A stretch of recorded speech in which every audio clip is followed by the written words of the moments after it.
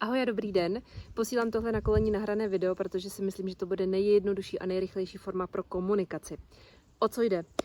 Vybrala jsem 2 desítky firem, které si myslím, že stojí za to, protože nabízí zajímavé produkty nebo služby v oblasti udržitelnosti a reálně něco zlepšují.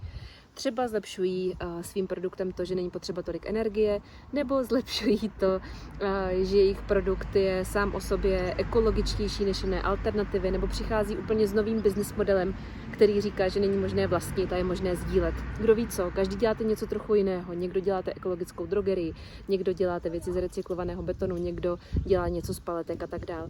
A já chci říct, že je teď ideální příležitost přihlásit se s námi do jednoho pilotního projektu, kdy testujeme portál bonusů a inspirace pro zaměstnance velké firmy.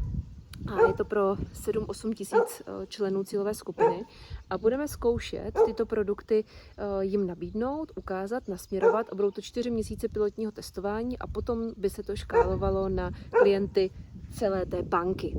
A to už bude velký projekt od příštího ledna. Pokud by vás to zajímalo, jste zvyklí na takové jako affiliate, třeba drobné affiliate programy, které pak pomáhají financovat celý ten projekt a chcete u toho být, tak mi prosím dejte jenom vědět, zajímá mě, nezajímá mě a pokud vás to zajímá, tak jaký e-mail můžeme použít pro další komunikaci.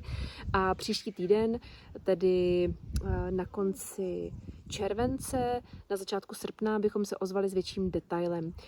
Je to něco, co je celkem unikátní, co je ale zároveň otestováno na provozu velké firmy E.ON, kde to znamenalo traffic 100 tisíců nákupů a propojení, ale naším cílem je ukázat, že je tady celá řada alternativ firm, které za to stojí a zároveň, že ne vždycky je to o nákupu, takže to nebude o slevách a hromadných akcích, ale bude to i o tom, že člověk bude nakupovat a v košíku se mu objeví dotaz, jestli to opravdu potřebuje, jestli je to něco, co už doma dávno nemá a bude to portál, který i tím samotným fungováním bude malinko měnit spotřebitelské chování. Takže pokud mají to sympatické nebo máte jakoukoliv zpětnou vazbu, dejte mi vědět a už teď díky za 2 minuty vašeho času a případně se těším na spolupráci.